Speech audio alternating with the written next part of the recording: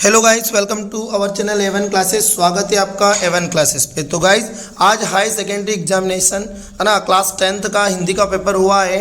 और हिंदी में पेपर कौन सा आपके पास आया है, कौन सा सेट आया है, सेट को हम कंप्लीट करेंगे। फुल सॉल्यूशन देखेंगे कि कौन कौन से क्वेश्चन आए, कौन से नहीं आए और कौन कौन से ऑब्जेक्ट आपके सही है या गलत है। तो चलिए स्टार्टिंग से जल्दी देख लीजिए और ज़्यादा से ज़्यादा वीडियो को शेयर कर दीजिए ताकि बच्चे मिलान कर सकें। चलिए देखिए फटाफट कौन से क्वेश्चन है ना, कौन से आए थे, आपके पास कौन सा सेट आया था। तो सबसे पहले रिक्त स्थान की बात करें तो रिक्त स्थान में सबसे पहले पूछा गया है कि परशुराम ने का वध किया था।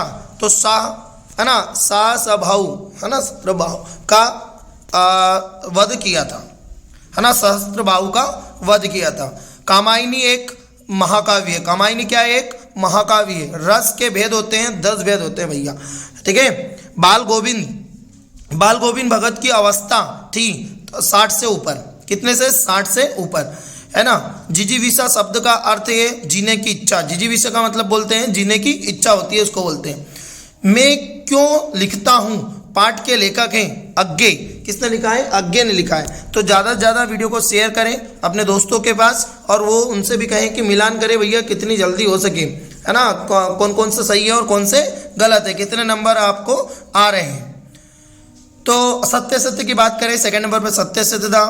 कमल तालाब को छोड़कर आकाश में खिल रहे हैं, नहीं खिल रहे हैं भैया, झोपड़ियों में खिल रहे हैं। याद रखना, किस में खिल रहे हैं? झोपड़ियों में। तो ये असत्य है। चौपाई छंद अर्ध सम मात्रिक छंद है, तो असत्य है। शीला अग्रवाल मन्नू भंडारी की माँ थी, नहीं थी, है ना। बिस्मिल्लाह खां को शहनाई वादक के लिए, है ना, भारत रत्न मिला है, बिल्कुल मिला है बिस्मिल्लाह खां को। और जिस भाव से किसी, अगला देखते हैं पांचवा, कि जिस भाव से किसी काम को करने या होने का बोध होता है तो उसे क्रिया कहते हैं, बिल्कुल सही है ना, वर्ब कहते हैं, ठीक है। और सभ्यता संस्कृति का परिणाम है, तो सभ्यता संस्कृति का परिणाम है, बिल्कुल सही। तो सही जोड़ी बनाइए। सही जोड़ी में संगतकार मंगलेश, है ना, क्या आएगा? मंगलेश डबराल। छंद के प्रकार होते हैं, तो छंद के कितने प्रकार होते हैं? छंद के 2 प्रकार होते हैं। बिस्मिल्लाह का, ठीक है। अब बिस्मिल्लाह का शहनाई वादक है, जो अभी आपको उसमें दिया होता, क्वेश्चन में आंसर आ गया आपका, देखो, है ना। ऑब्जेक्ट 2 ऑब्जेक्ट एक साथ आ गए। गले का हार बहुत प्यारा होना। संधि के प्रकार, संधि 3 प्रकार की होती है ना। और बालम खीरा लखनऊ। चलिए ठीक है, देख लीजिए आपका कौन कौन से गलत है और कौन से सही है। एक वाक्य में उत्तर कौन कौन से बन रहे हैं, तो एक वाक्य में उत्तर देखिए, जिसकी आबा अट नहीं रही, तो फागुन। जिसकी आबा अट नहीं रही, क्या आ जाएगा? फागुन आ जाएगा। प्रबंध काव्य के कितने भेद होते हैं, तो प्रबंध काव्य के 2 भेद होते हैं। नेताजी सुभाष चंद्र बोस की प्रतिमा कहाँ लगवा दी गई थी, है ना, कस्बे के चौराहे पर लगवा दी गई थी, है ना। 4th नंबर देखते हैं। काला अक्षर भैंस बराबर का अर्थ है निरक्षर या अनपढ़, है ना। जिसको किसी भी प्रकार का ज्ञान ना हो उसको काला अक्षर भैंस बराबर कहते हैं, ठीक है। तो बाबूजी रामनामा बही में कितने बार राम नाम लिखते हैं, है ना, तो 1000 बार राम लिखते हैं। कितने बार? 1000 बार, है ना। शाना हाथ जोड़ी पाठ के आधार पर, है ना। पहाड़ी कुत्ते कब भौंकते हैं? चांदनी रात में। कब भौंकते हैं? चांदनी रात में भौंकते हैं। चलो देख लीजिए कितने सही है। अभी आपने देखा एक वाक्य में उत्तर आपके कितने सही है। अब देखते हैं सही विकल्प। तो वात्सल्य के श्रेष्ठ कवि माने जाते हैं सूरदास माने जाते हैं भैया। वात्सल्य रस के कवि सूरदास को कहा गया है। हवा की थिरकन का सिमटा हुआ संकोच माना है। हवा की थिरकन का सिमटा हुआ संकोच माना है। फसल को, किसको माना है? फसल को।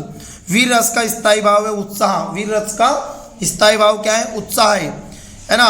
और हालदार साहब को कंपनी के काम से कस्बे से गुजरना पड़ता था, तो हर 15 दिन गुजरना पड़ता था। हर 15वें दिन वो गुजरते थे वहाँ से। वाक्य के प्रकार होते हैं, तो वाक्य के 3 प्रकार होते हैं, है ना। मधु कांकरिया की सहेली का नाम था मणि। मधु कांकरी का सहेली का नाम क्या था?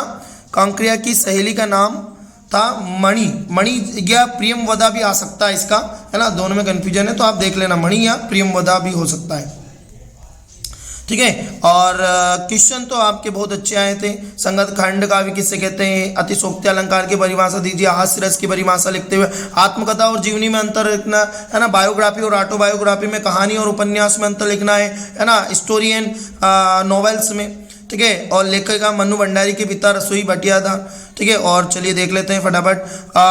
अब यहाँ पे स्वयं प्रकाश तथा मनु भंडारी का लेखक परिचय आया था, 2 रचनाएं और भाषा शैली आई थी उसकी, ठीक है। और निम्नलिखित वाक्यों के एक शब्द लिखिए, है ना, एक शब्द जिसके आने की तिथि पता ना हो, अतिथि, है ना, जिसके आने की तिथि पता ना हो अतिथि होता है, ठीक है। समय बता, जो सब कुछ जानता हो, है ना, सर्वज्ञ जिसको अपन बोल सकते हैं, जो सब कुछ जानता हो, है ना,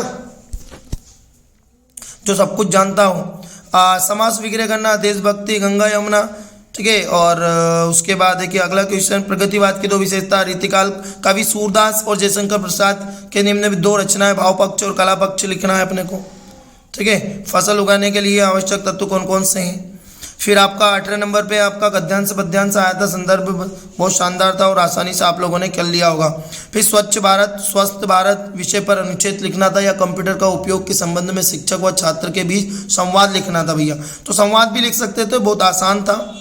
और गद्यांश बहुत अच्छा आया था, है ना, मन की एकाग्रता या समस्या सनातन है, ठीक है। चलिए नेक्स्ट आगे देखते हैं। और एप्लीकेशन कौन सी आई थी, तो जो पत्र आया था अपने नगर पालिका अधिकारी को अपने वार्ड में व्याप्त गंदगी को दूर कराने हेतु शिकायत पत्र लिखना था भैया। जो गंदगी पड़ी रहती थी तो उसको लिए अपने स्वच्छता के लिए ही नगर परिषद के किसी भी नगर निगम या नगर परिषद के किसी भी व्यक्ति को आपको जो वहाँ का अधिकारी है उसको बताना था।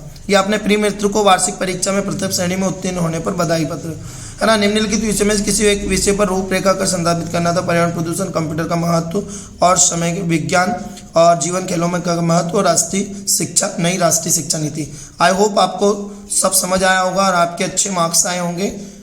चलिए ठीक है, नेक्स्ट अगले पेपर की तैयारी करें। जय हिंद, जय भारत।